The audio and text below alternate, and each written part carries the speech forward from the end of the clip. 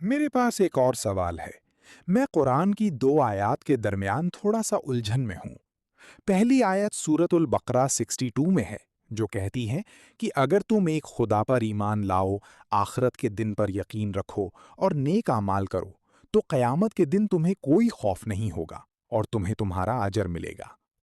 आपके रब की तरफ से।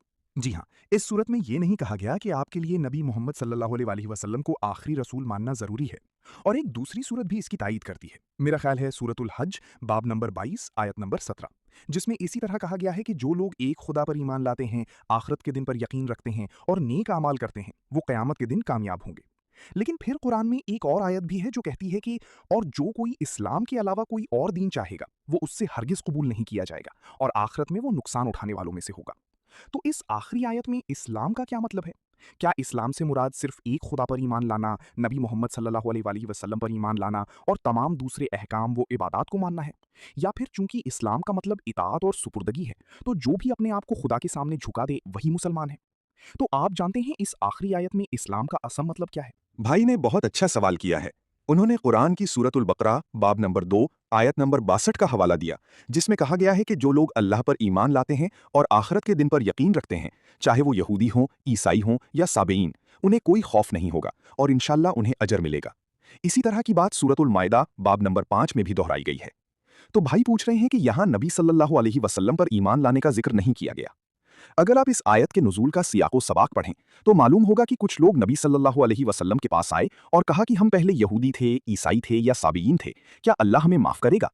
इसके जवाब में ये आयत नाजिल हुई कि अगर तुम अल्लाह और आखिरत के दिन पर ईमान रखते हो, तो इससे फ़र्क नहीं पड़ता कि पहले तुम ईसाई थे, यहूदी थे या साबीयीन, तुम्हें अजर मिलेगा।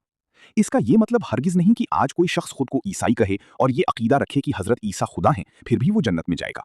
नहीं, इस आयत का ये मतलब नहीं है। ईसा खुदा नहीं है, एक खुदा पर, हाँ, एक अल्लाह पर ईमान रखो, लेकिन अगर वो ये मानते हैं कि हज़रत ईसा खुदा हैं, तो फिर वो जन्नत में नहीं जाएंगे। लेकिन मेरा नुक्ता यह है कि एक सच्चे खुदा पर ईमान। बिल्कुल दुरुस्त। लिहाजा उसे एक सच्चे खुदा पर ईमान लाना होगा, और अगर वो वाकई सच्चे खुदा पर ईमान रखता है, तो वो खुदा के अहकामात की भी पैरवी करेगा। सादा बात। हाँ, लेकिन शायद वो इस बारे में कंफ्यूज हो। तो इसका मतलब है कि वो एक उलझे हुए खुदा पर ईमान रखता है? नहीं, वो अपने खालिक पर ईमान रखता है। हाँ, लेकिन शायद वो इस बारे में कंफ्यूज हो। तो इसका मतलब है कि वो एक उलझे हुए खुदा पर ईमान रखता है?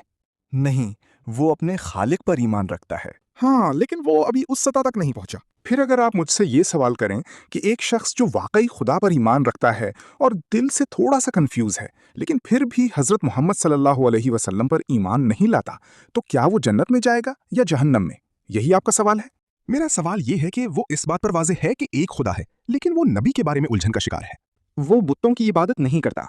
वो एक खुदा पर यकीन रखता है, नेक आमाल करता है और आखिरत के दिन पर ईमान रखता है। क्या वो जन्नत में जा सकता है? क्या ये आपका सवाल है? यस। और मैं आपके आखिरी सवाल की तरफ भी आता हूँ कि इस्लाम सिर्फ एक तर्ज ज़िंदगी है और कुरान की दूसरी आयत नबी मोहम्मद सल्लल्लाहु अलैहि वसल्लम के बारे में भी बात करती हैं। तो अगर आप वाकई ईमान रखते हैं, तो आपको नबी मोहम्मद सल्लल्लाहु अलैहि वसल्लम पर भी ईमान लाना होगा। लेकिन अगर आप मुझसे पूछें, फ़र्ज़ करें मैं खुदा पर ईमान रखता हूँ और अगर मैं आज मर जाऊँ, तो अगर मैंने नेक आमाल किए हों और खुदा पर ईमान रखा हो,